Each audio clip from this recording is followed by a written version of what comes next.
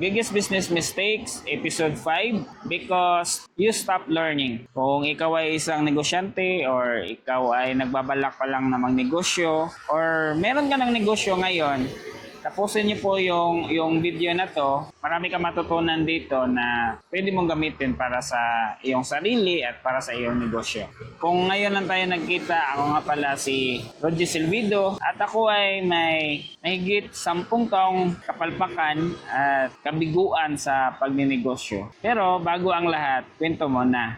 Alam nyo ba mga boss na meron kaming negosyo dati, startup company. Ang business namin dati ay Disenyo Digital. We do web development, mga programming, mga ganon. Meron akong mga partners doon. So, medyo sayang lang kasi ang problema nun, at first, meron kaming mga kliyente, meron kami nakuhang investor din na nagtiwala sa amin para mapalago pa namin yung business namin. Pero kahit na meron kang maraming kliyente, siguro yung problem namin dati is since we are still young and then wala kaming experience, wala kaming masyadong knowledge on how to run the business. So yun lang, sayang lang kasi meron kaming mga nakuhang mga malalaking deals, malalaking clients. Di ko alam parang bakit siya na logi or nawala or na-dissolve. Pero I'm sure na yung pinaka reason doon is yung lack of knowledge talaga, especially in running the business. So yun, kung alam ko lang, kung meron akong medyo mataas na kaalaman or knowledge on how to run the business, on how to manage people, on how to manage finances, then maybe sa ngayon medyo malaki na yung business namin kasi dati medyo trend siya and then medyo malaki din yung potential ng business.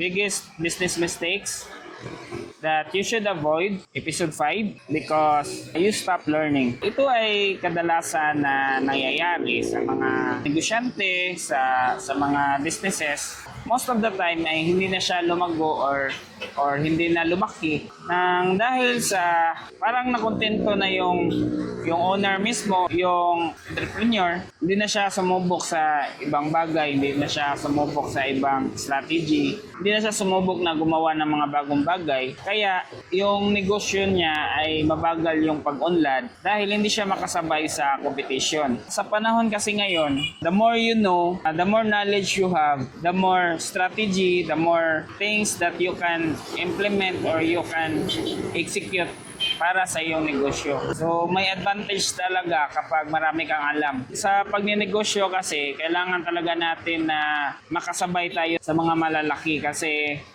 meron silang mga researcher, meron silang mga analyst, meron silang isang department or isang team na ang focus lang talaga is to research new things para ma-apply sa kanilang marketing, ma-apply sa kanilang SOP, Standard Operating Procedure, para mapabilis yung kanilang negosyo. Or nagre-research sila ng mga bagong produkto or serbisyo na pwede nilang i-upsell or ibenta sa kanilang mga customers. So yan yung kaibahan nila compared sa atin na nagsisimula pa lamang. Kaya yung mga malalaking negosyo ngayon ay super laki nila. Hindi po yun dahil sa tsamba lang or ganun. Meron talaga yung effort, meron yang matinding research.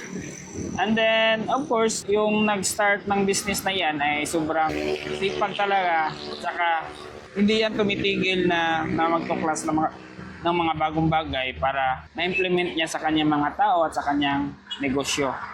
Sa pagninegosyo kasi, hindi pwedeng lalampa-lampa ka or hindi pwedeng mahina ka. Hindi pwedeng konti lang yung alam mo kasi kung ganyan ka, someone will do the research, will try everything, and then gagamitin nila yan sa iyo na advantage, kaya hindi ka talaga makasabay sa kanila. Mas maganda talaga na yung isang entrepreneur or isang negosyante ay open sa lahat ng bagay na matuto and then mag-explore na yung mga bagay na pwede mong gamitin sa iyong negosyo. So kagaya ngayon, I'm learning about doing vlogging. So I know na in the future magagamit ko po ito in helping my business to to strive, and then helping my business to grow, and then to compete with our competitors. Merong mga pagkakataon na kailangan po nating matutunan lahat, especially sa mga nagsisimula pa lamang. Kagaya ng accounting. Kung hindi ka marunong sa accounting or hindi ka magaling sa accounting, wala kang choice. Kailangan mo talaga yung matutunan kung nagsisimula ka pa lamang. Pero kung medyo malaki ka na, and then kaya mo nang mag-hire ng mga accountant, mas okay pa rin kasi at least meron ka ng idea kung ano yung mga nangyayari, ano yung mga pros and cons sa pagninegosyo, and also sa usapin ng financial. So, kung nagsisimula ka pa lamang, kailangan talaga na hands-on ka, ikaw mismo yung magtuklas, ikaw mismo yung mag-research, ikaw mismo yung matuto, ikaw mismo yung mag-fail para meron kang maituro sa iyong mga tao in the future. At saka meron kang idea na ganun pala yung mga nangyayari sa loob. Pangit naman na puro ka na lang hire tapos ikaw mismo hindi mo naman alam. Wala kang idea kung ano yung ginagawa ng tao mo. At least kung meron kang kahit na basic learning lang or meron kang experience on doing that task, so hindi ka na pwedeng putuin ng iyong mga tao in the future. Okay? So yan yung pinaka-importante. And then sa mga nagsisimula pa lamang, huwag niyo pong isipin na kailangan niyo talaga mag-hire. At tupagin niyo po na marami kayong benta. Kasi lahat ng problema natin, kung sa ngayon, kung nagsisimula ka pa lamang, I know na ikaw yung accounting, ikaw yung social media manager, ikaw pa yung purchaser, ikaw pa yung delivery, ikaw lahat, ikaw sa production. Ganun talaga kapag nagsisimula ka pa lamang. Huwag mong madaliin, i-embrace mo yung moment, i-embrace mo yung process na kailangan nating pagdaanan kasi magagamit mo yan in the future na kapag lalaki na yung business mo, marami ka ng learnings, marami ka ng experience, na-try mo na yan lahat, mas madali na lang yan i-transfer yung task mo sa ibang tao.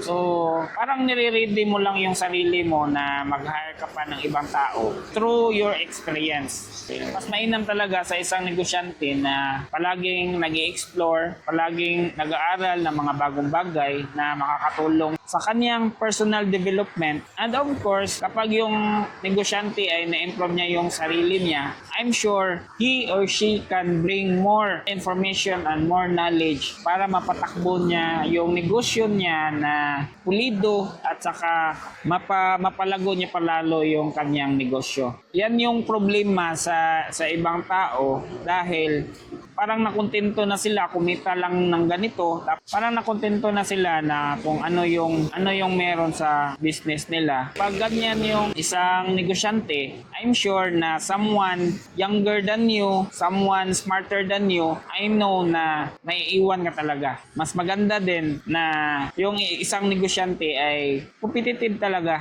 Dapat hindi ka magpapahuli sa iyong mga competitor. Kung ano yung mga ginagawa nila, pag-aralan mo, and then, mas mainam na i-times 2 mo or i-times 3 mo yung ginagawa nila para mas angat ka sa kanila and then mas may advantage ka sa kanila. So, the more knowledge na equip ka, the more wisdom and knowledge na meron ka, mas easier sa'yo na gumawa pa ng plano, ng mga bagong strategy para sa iyong negosyo. So, yun lang po muna mga boss.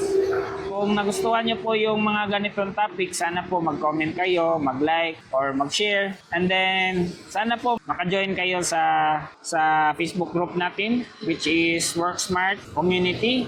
So, doon, I shared a lot about businesses, about automations, kung paano mapabilis ang ating mga negosyo. So doon ko i-share sa inyo yung ibang strategy, paano siya mapabilis yung mga business process. So yun, kita-kits po tayo doon. Yun lang po muna mga boss. And then always remember to always work smarter, not just harder. Takits mga boss!